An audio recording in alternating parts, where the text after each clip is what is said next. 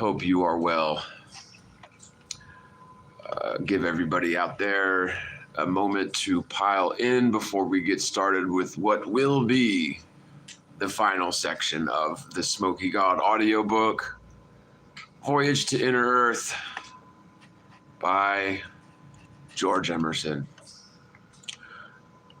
Let me just make sure we're good to go before I start. And if my internet craps out again like it did yesterday, all that is I just periodically have to re-sign in to the Wi-Fi here. So it only takes a minute for me to sign in, but just be patient. If it does, for whatever reason, kick me off again, because it'll let me pop right back in and save the stream. So not to fear.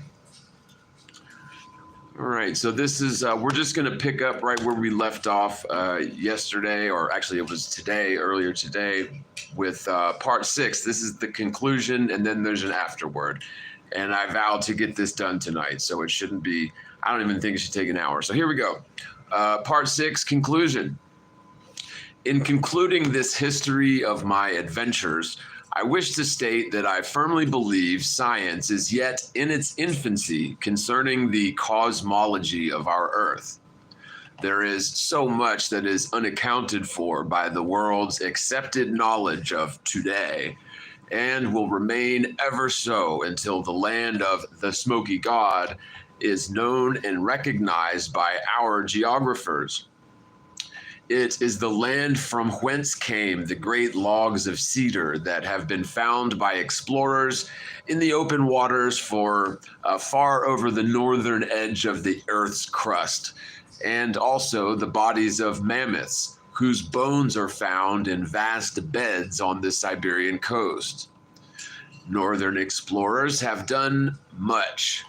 Sir John Franklin, de Haven Grinnell, Sir John Murray, Kane, Melville, Hall, Nansen, Schwatka, Greeley, Peary, Ross, Gerlach, Bernacchi, Andre, Amsden, Emerson, and many others have all been striving to storm the frozen citadel of this mystery. And you can add Christopolis to that list too. I just don't have a sloop or a schooner or a poop. I firmly believe that Andre and his two brave companions, Strindberg and Frankel, who sailed away on the balloon Orion from the northwest coast of Spitsbergen on that Sunday afternoon, July 11th, 1897, are now in the inside or within world, and doubtless are being entertained, as my father and myself were entertained, by the kind-hearted giant race inhabiting the inner Atlantic continent. Having, in my humble way, devoted years to these problems, I am well acquainted with the accepted definitions of gravity, as well as the cause of the magnetic needle's attraction, and I am prepared to say that it is my firm belief, or this author's firm belief rather, that the magnetic needle is influenced solely by electric currents which completely envelop the Earth like a garment, and that these electric currents in an endless circuit pass out of the southern end of the Earth's cylindrical opening, diffusing and spreading themselves over all of the outside surface and rushing madly on in their course towards the North Pole. And while these currents seemingly dash off into space at the Earth's curve or edge, yet they drop again to the inside surface and continue their way southward along the inside of the Earth's crust towards the opening of the so-called South Pole. As to gravity, no one knows what it is, because it has not been determined. Whether it is an atmospheric pressure that causes the apple to fall, or whether 150 miles below the surface of the Earth, supposedly a halfway through the Earth's crust, there exists some powerful lodestone attraction that draws it. Therefore, whether the apple, when it leaves the limb of the tree, is drawn or impelled downward to the nearest point of resistance is unknown to the students of physics. Sir James Ross claimed to have discovered the magnetic pole at about 74 degrees latitude. This is wrong. The magnetic pole is exactly 1/2 the distance through the Earth's crust, according to this author. Thus, if the Earth's crust is 300 miles in thickness, which is the distance this author estimates it to be, then the magnetic pole is undoubtedly 150 miles below the surface of the Earth. It matters not where the test is made.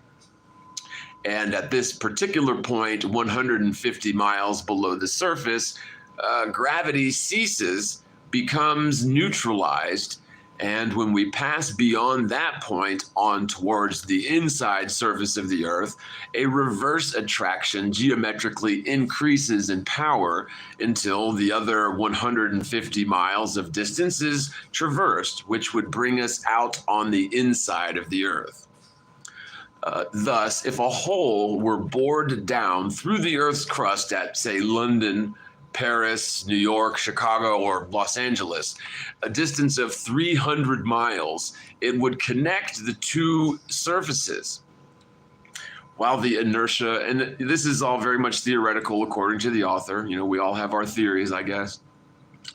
While the inertia, and in my opinion, they were probably literally like on the interior of an AE sort of a layout map. And he just, because he was a globetard, he believed that, all roads lead to the ball in the mind of a globetard, right? So anyway, while the inertia and momentum of a weight dropped from the outside surface would carry it far past the magnetic center, yet before reaching the inside surface of the Earth, it would gradually diminish in speed after passing the halfway point, finally pause and immediately fall back towards the outside surface and continue thus to oscillate like the swinging of a pendulum with the power removed until it would finally rest at the magnetic center, or at that particular point exactly 1/2 the distance between the outside surface and the inside surface of the Earth.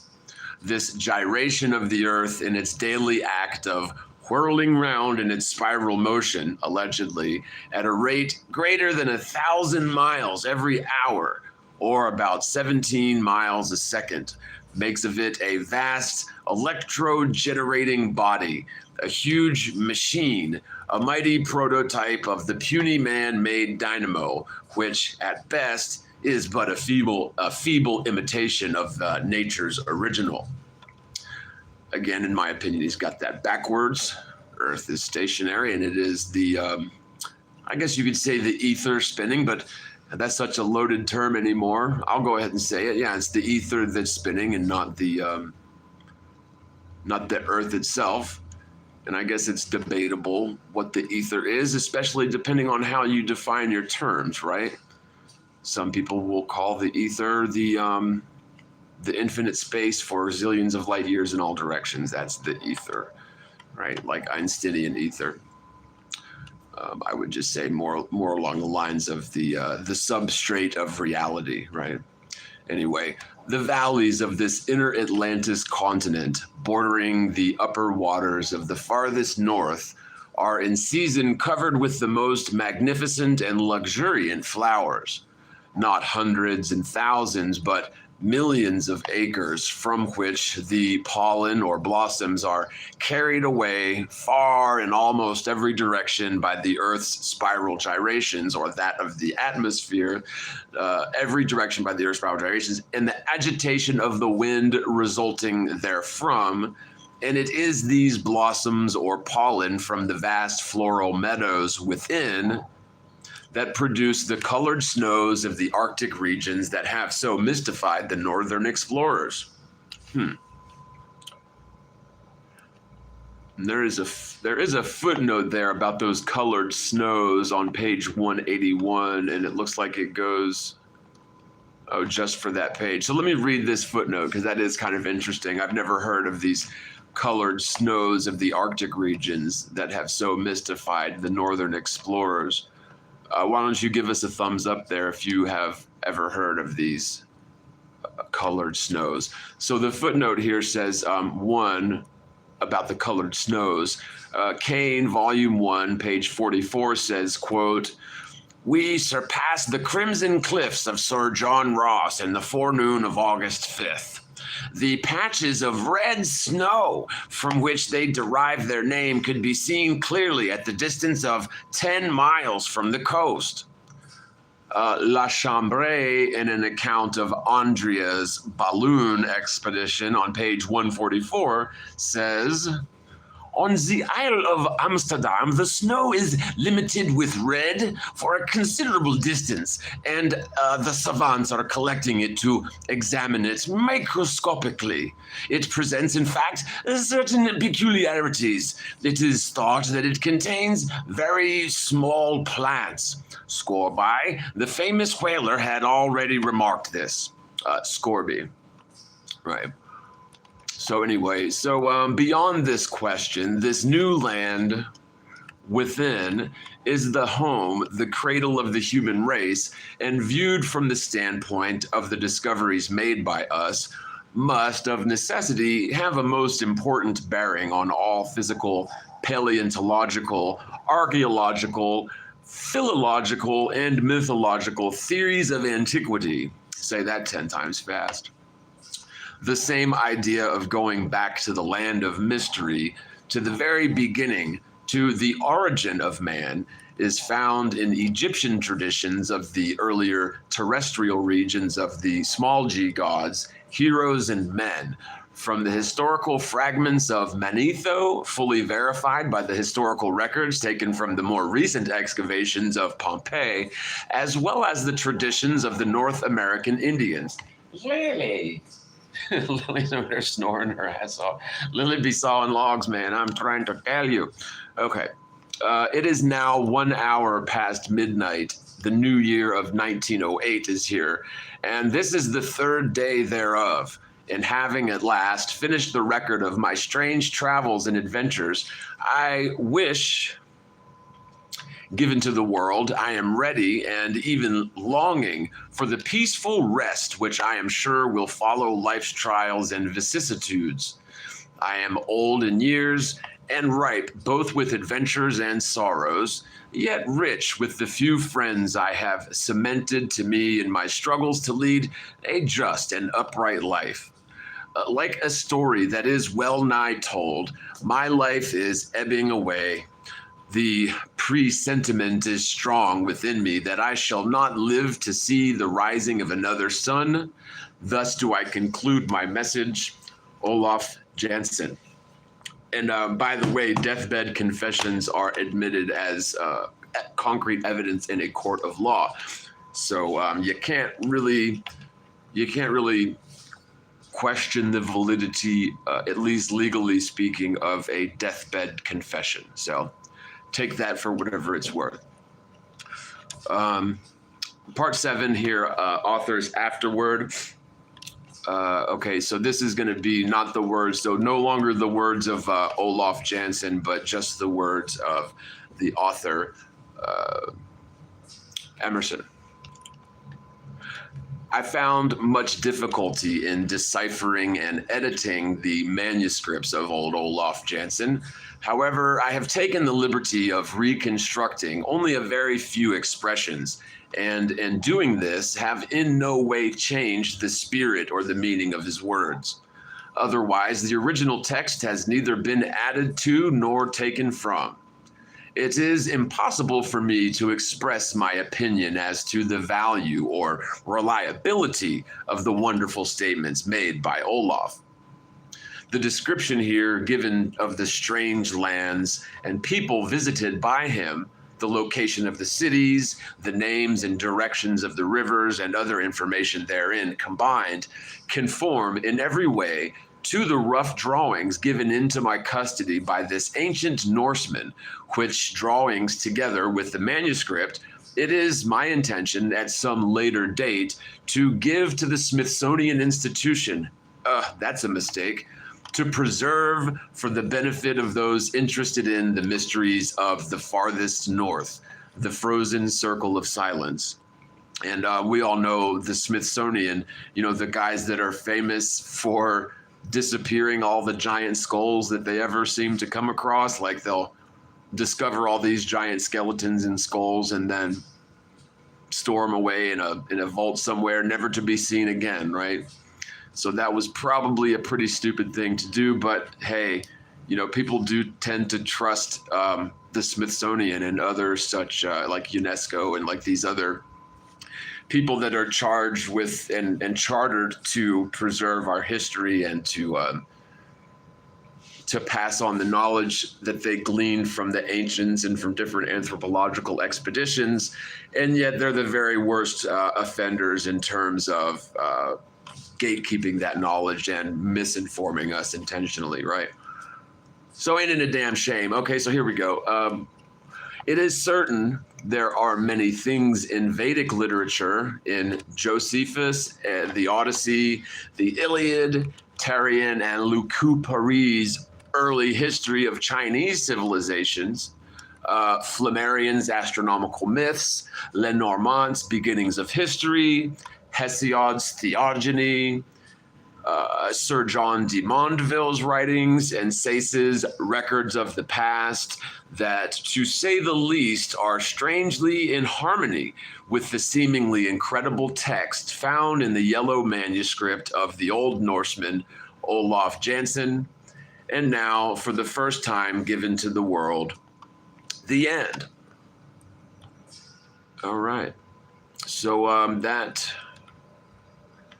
that covers the entirety of the book. There's just some random stuff at the end here. I'm just looking to see if there's anything that's pertinent or that y'all might want to hear. Yeah, it's really like ads for other publications of the same publisher.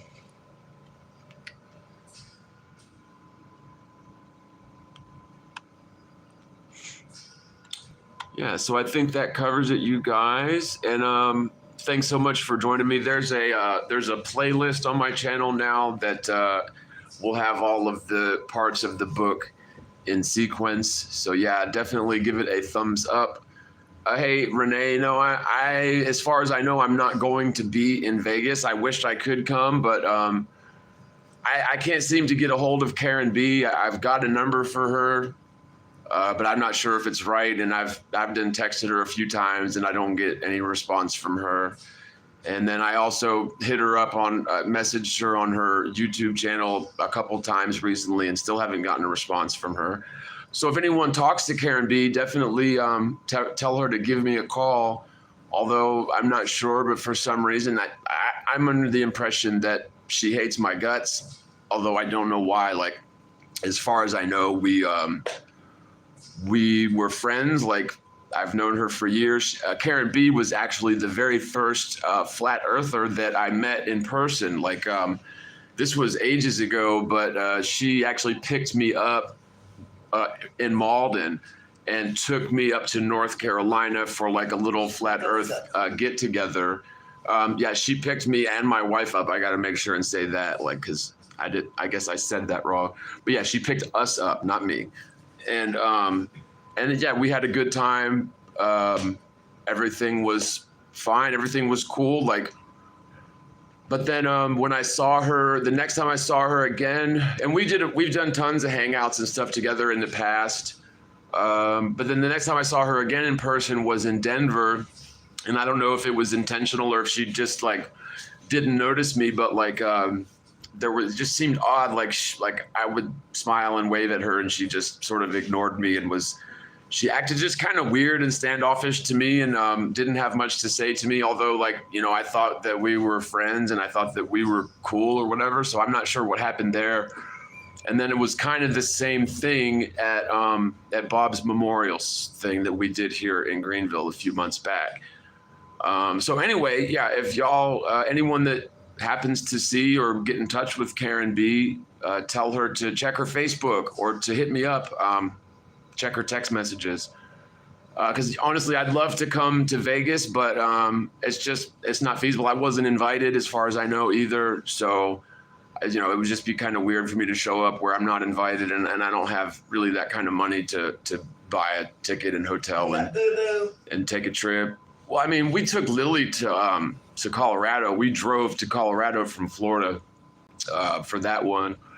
But anyways, like no hard feelings or anything. I know people get busy, but our car will not make yeah, Karen and I have done dozens, probably scores of hangouts together. And I mean, as far as I know, we're definitely friends and on good terms. Like nothing happened. There's never been, as far as I know, 2 cross words between Karen and myself. But so basically, y'all, I wished I would see you in Vegas, but as for things are going right now, I'm definitely not going to be there because, like I said, I'm not really prepared for a trip.